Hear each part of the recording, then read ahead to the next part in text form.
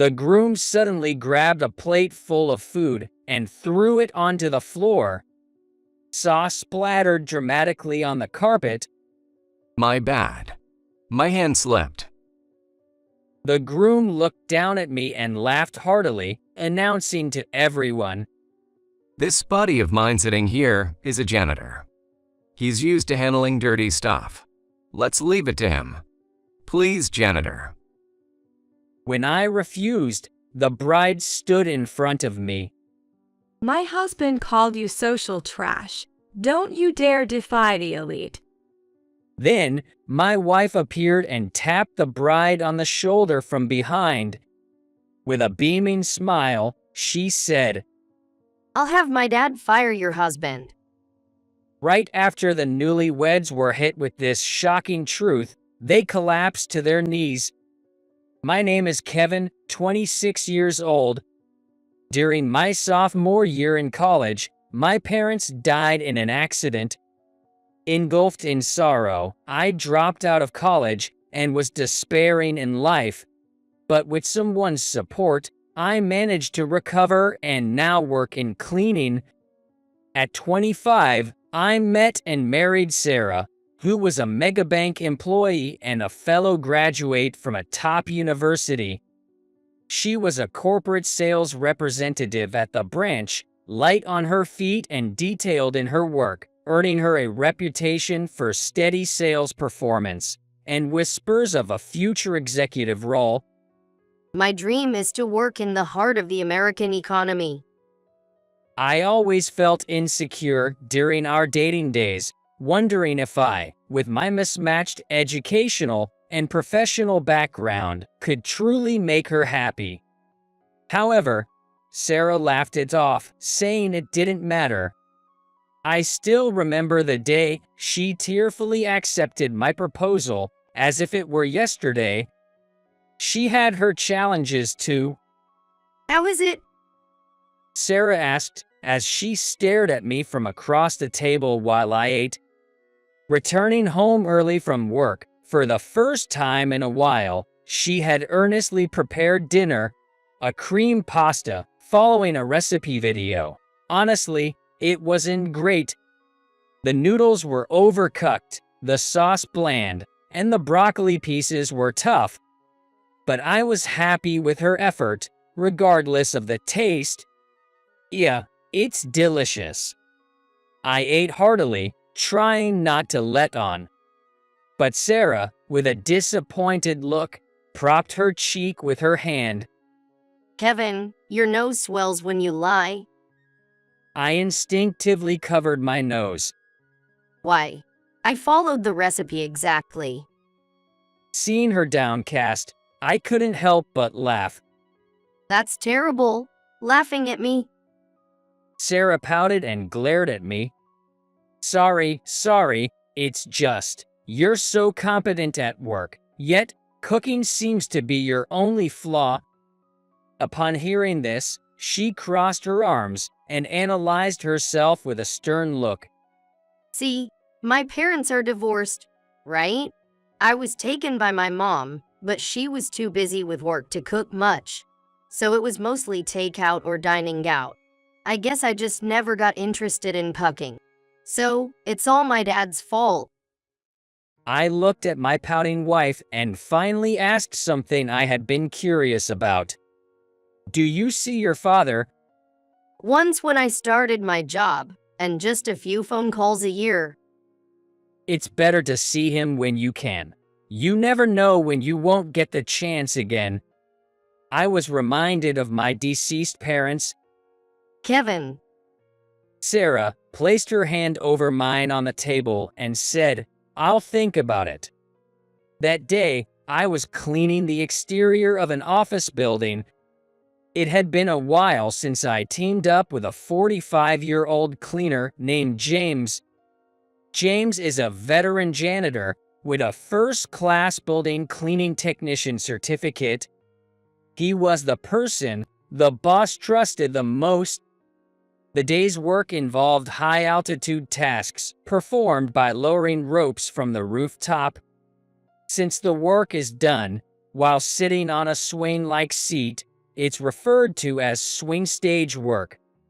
I'm not particularly afraid of heights, but the work was risky, and one mistake could lead to an accident. So I was nervous. Kevin, don't neglect checking the equipment. The boss specifically asked me to ensure you don't have any accidents. We can have Sarah become a young widow. Yes. I took James's words to heart and performed each task with care. After 5 hours, all the work was safely completed. I was cleaning up the pylons and ropes used in the no-entry area during the work.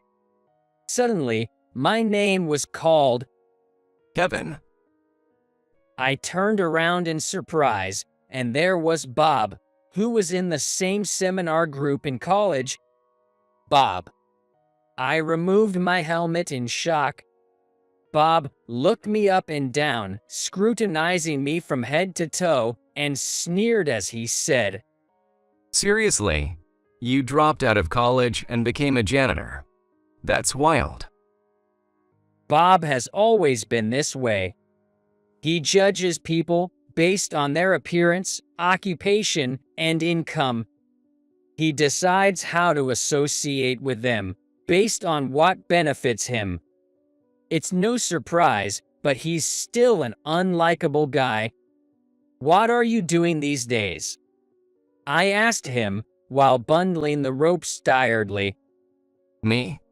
Oh, nothing impressive. Just a humble banker. Bob said that deliberately while walking around to face me, straightening his suit collar, and flaunting his company badge. It was a familiar badge. That badge is from Sarah's bank. Bob and Sarah are working at the same bank. I couldn't hide my disturbance. Seeing my reaction, Bob grinned smugly. Looks like you've got it tough. I've got to go now. I wanted to leave quickly, worrying that any further interaction might negatively affect Sarah's work. Then Bob said, Oh, by the way, I'm getting married next month. A lot of old college buddies will be there, so you should definitely come to the wedding. Everyone would be so happy to see you. I spat in my mind at the thought.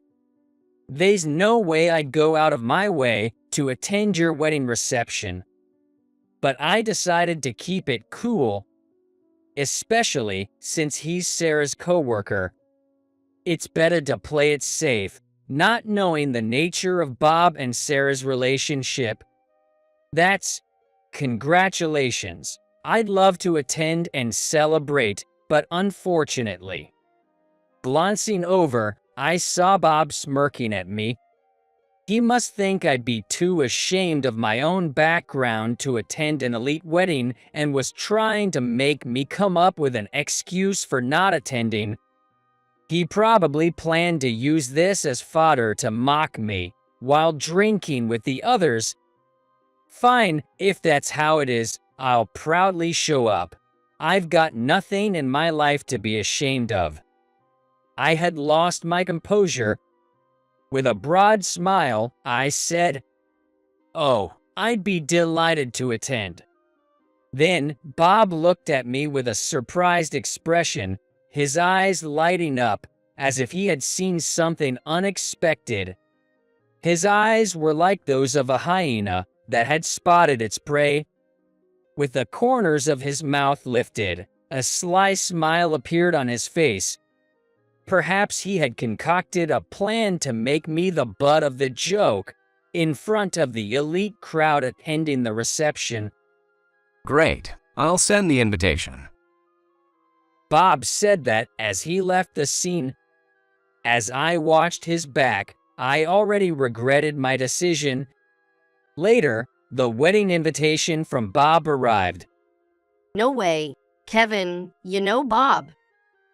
At night, when Sarah returned home, she saw the invitation, addressed to me among the mail on the table, and said that to me while I was preparing dinner in the kitchen. We were in the same seminar during college. It seems Bob works at the same bank as you, Sarah. Do you know him? Know him? He's my peer, and we transferred this branch at the same time. Now, we work together in corporate sales, so, see? Sarah said this and pulled out her own invitation from her bag to show me.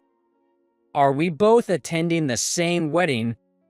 Knowing that Bob and Sarah were in the same corporate sales department at the same branch made me regret even more that I had agreed to attend. It's a small world. I had no idea Bob was your friend. I'll try to maintain a better relationship with him from now on, no matter how infuriating it can be. Sarah said that in a reflective tone while eating dinner. What does that mean? I asked her as I was curious. Well, Sarah then told me about her experiences with Bob. Bob is in corporate sales, just like Sarah, but he has a haughty attitude, looking down on others based on their family background and education, often belittling his colleagues. Because of this, teamwork is disrupted, the workplace atmosphere has deteriorated, and it's starting to negatively affect the work of those he has belittled.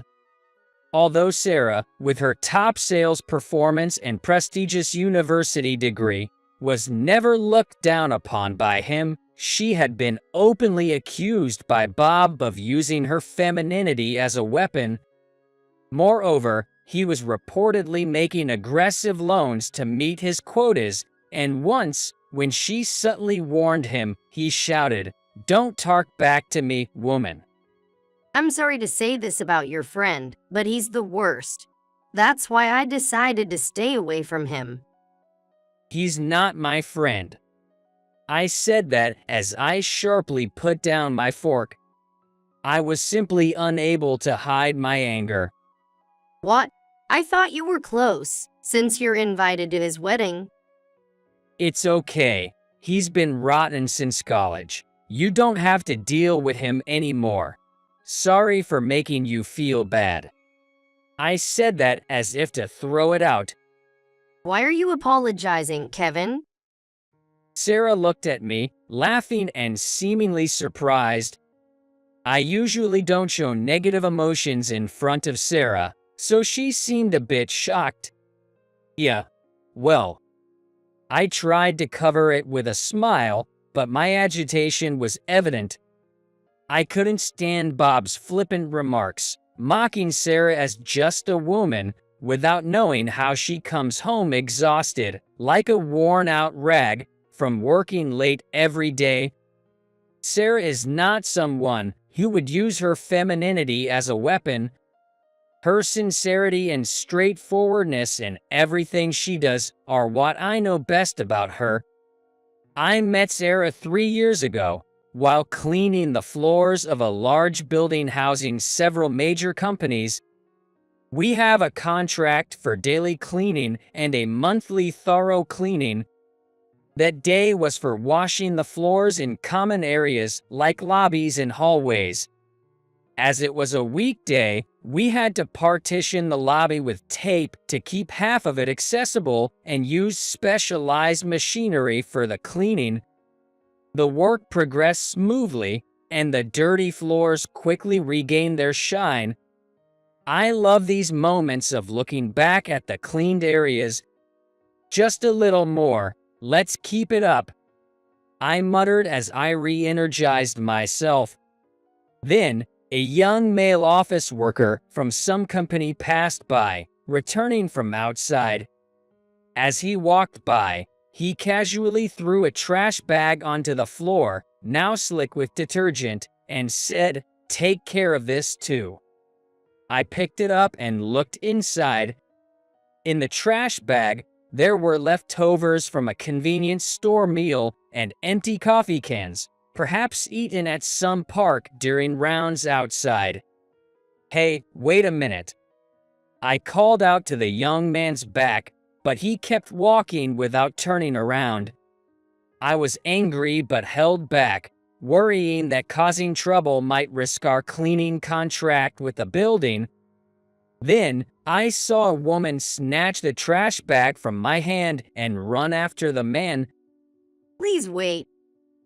The woman, shouting, sprinted fiercely to chase after him. I watched the scene in astonishment. Clean up your own trash. Even a kindergartner knows that. The woman said that as she thrusted the trash bag back at the man waiting for the elevator. Reluctantly, he took it and got on the elevator. She then ran back to me and said with a smile, I used to be in track and field. Her carefree smile instantly captivated me.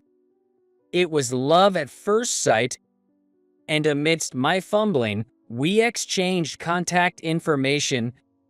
That was a first in my life. That was how I met Sarah.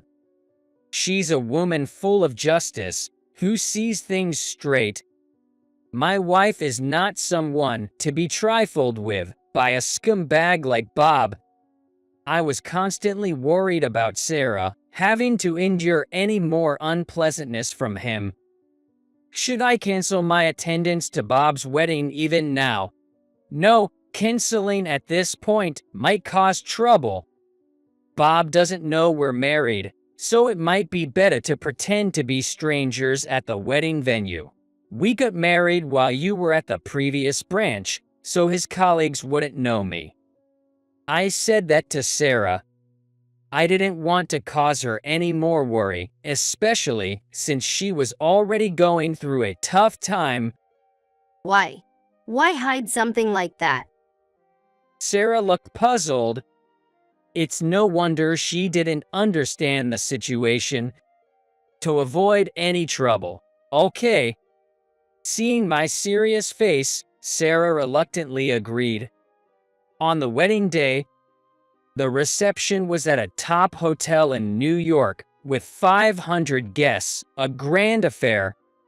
Bob's bride was a 23-year-old woman named Jasmine, apparently the daughter of a wealthy family owning a restaurant chain. Among the guests, likely business associates of the bride's father, were some VIPs from the city. My seat was on the groom's side among friends. Sarah, sitting at a bank-related table a little away, was pretending to be a stranger as we had promised. As soon as I sat down at the 8-person table, I received chilly looks from Bob's entourage. Then they smirked at me, ostentatiously updating each other on their lives. Names of major firms flew around: top investment banks, major construction companies, leading trading houses.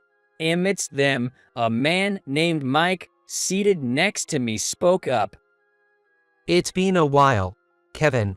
It's been 6 years since you left college, right? What are you doing now? Mike was the only decent guy I could talk to there.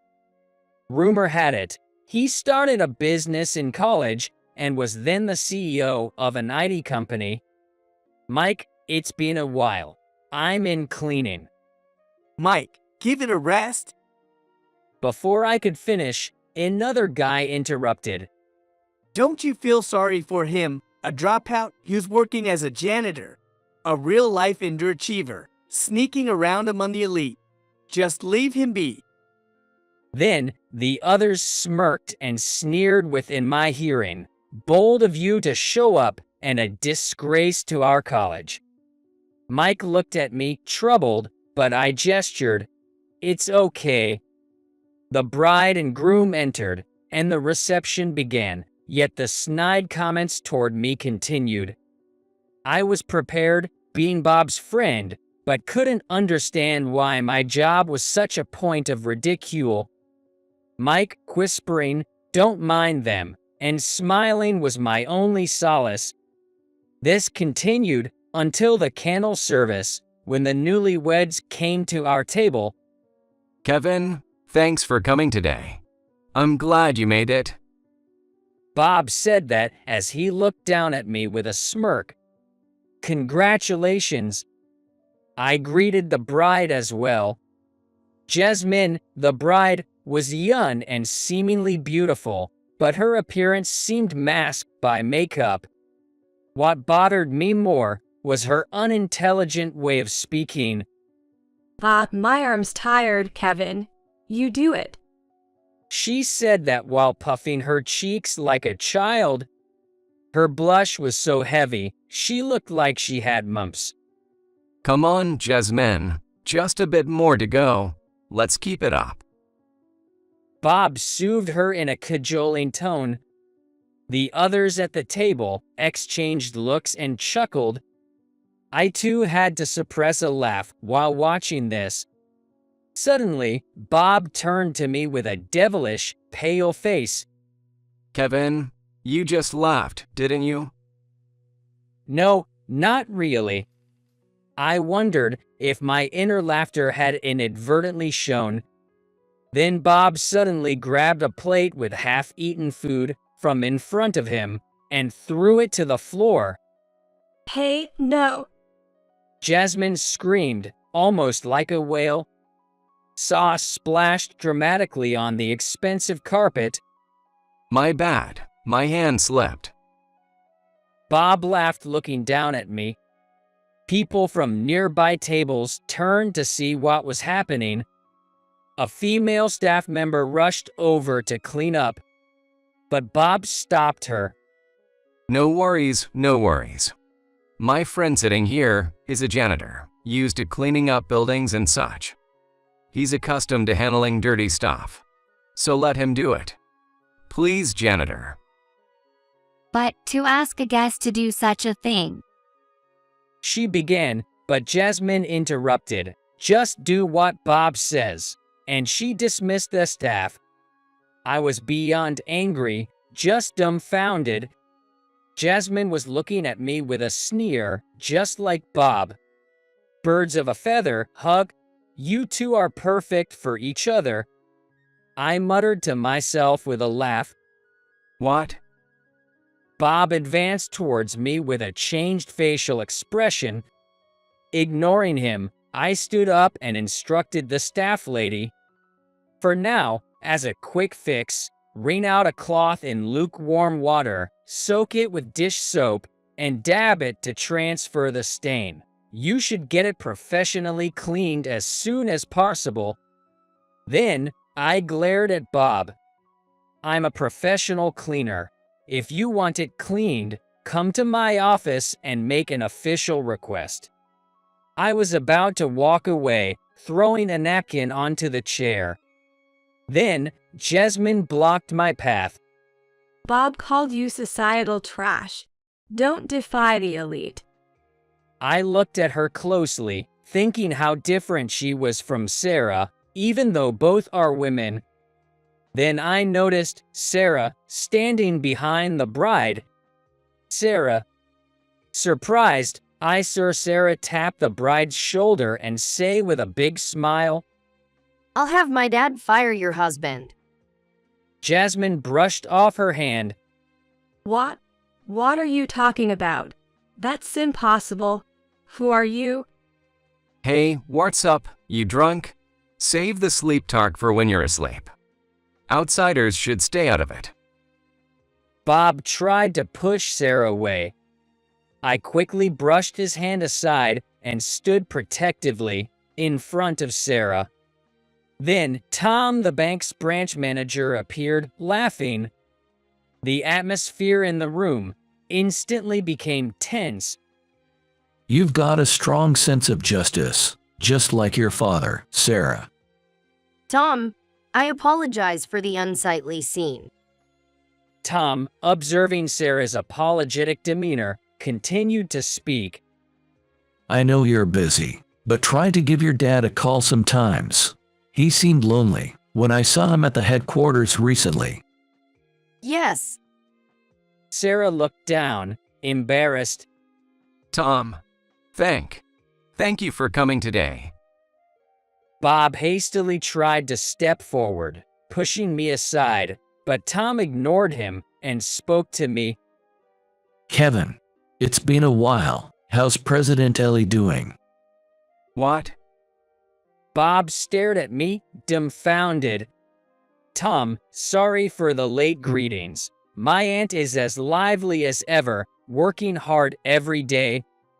Tom nodded with a smile, saying, I heard she's starting a new welfare-related business. She's delighted to have you as her successor. Says it gives her work more meaning. Bob and Jasmine looked at us, utterly confused. Tom, Sarah's father is? And this guy's just a cleaner, right? Tom said with a look of disbelief. Didn't you know? Her father is Alex, the HR director, and Kevin is the nephew of the president of Shiny Corporation, which owns many subsidiaries in cleaning services, and he's the next president. He's also Sarah's husband. Hey, HR director. Next president. Husband. Bob staggered back, his face turning pale with panic. Jasmine looked bewildered too. But he was wearing a work uniform and cleaning buildings. Bob pointed at me as he said that, and Tom, looking impressed, responded, Their company policy mandates that executives, including those involved in management, undergo several years of field training.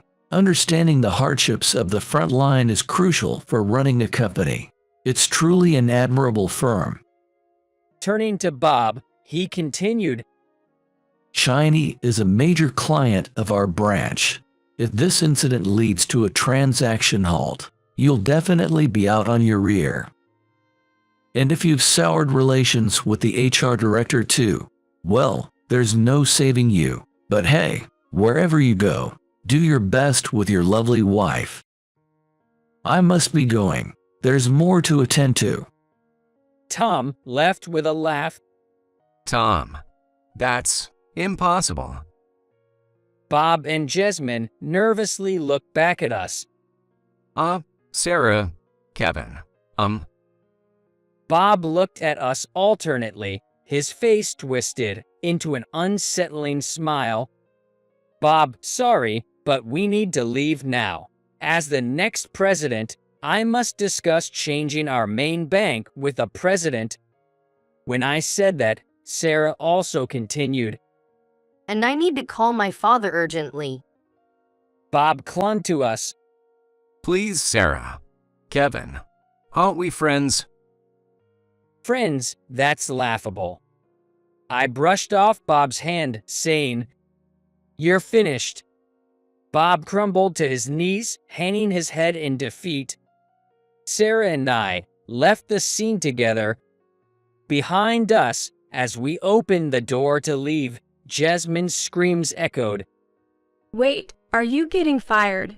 This is no joke. Call off the wedding. I won't marry a man like this. Daddy, do something. The room burst into chaos. What? You think I want a foolish woman like you? I'm better off. What did you say? Sarah and I exchanged glances and laughed together at the sound. We took a taxi from the hotel, got off near our house at a convenience store, and bought some ready-made meals and beer. Instead of the missed full course of French cuisine, we walked side by side leisurely to our home bathed in the sunset. We felt like we were on a date after a long time. Are you okay with it? Everyone at the bank now knows about your dad. I asked Sarah as we walked in the middle of a small bridge over a river. I grew up watching my mom struggle after the divorce, unable to forgive my dad for being a workaholic and neglecting his family. That's why I worked desperately hard, choosing a career in banking, often seen as too tough for women, determined not to lose to men. Or to my father. Sarah said that with a distant look. Then she continued, But working at the same bank, I finally understood the hardships my father faced. I think he had his tough times too, so I hope to build a good relationship with him from now on. Sarah leaned on the railing, gazing at the river, sparkling in the sunset. She then turned to me. I can feel this way because of you, who always gently supported me. Thank you, Kevin. Her smile made me blush a little. Let's have dinner with your dad sometime. Sarah nodded happily at my suggestion. Later, according to Sarah, Bob's wedding reception turned into a mess afterward. It wasn't just the bride and groom. A huge fight broke out involving their parents and relatives who had been against the marriage from the start, leading to the cancellation of the reception. The couple split up, and the engagement was broken. As for Bob, he was transferred to a subsidiary of the bank afterward. He was completely off the promotion track. Since that incident, Bob seemed to have become quieter, as if he changed. But people don't change that quickly, so he's bound to slip up again soon. Years later, Sarah was transferred to the main office, working daily in the HR career group, conducting external training and programs to support female employees' growth. She was also putting effort into creating a work environment where women could balance work and parenting, becoming notable as a female executive in the media. As for me, after finishing my field training, I was receiving formal successor training under the president. You're really looking good in a suit. I wish your brother and sister-in-law could see you. I spend my days dressed in an unfamiliar suit, accompanying the president on visits to clients. Ellie would sometimes say such things and become tearful. At the end of the day, I stood on the usual bridge and watched the sunset. Lately, I've been feeling how truly fortunate it is to have a fulfilling job.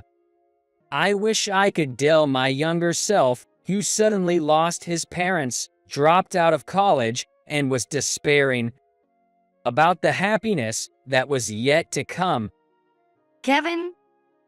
Startled by my name being called, I turned around to see Sarah, walking towards me with a smile, waving her hand. Welcome back. You're home early today. Sarah approached me, slightly embarrassed, and said, I left work early today to go to the doctor. Are you okay? Is something wrong? I asked, surprised. Sarah didn't answer, but smiled brightly and pulled an ultrasound photo from her bag. Hiding half of her face with it, she looked at me with tears in her eyes. It's 3 months. Overwhelmed with joy, I instinctively hugged Sarah.